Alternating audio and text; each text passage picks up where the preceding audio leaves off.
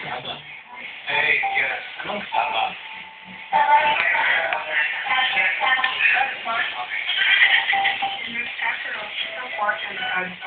What's a casserole?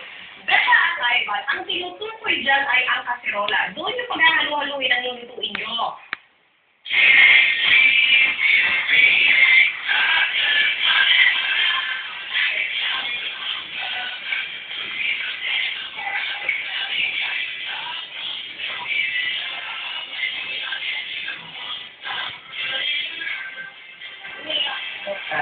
Sino?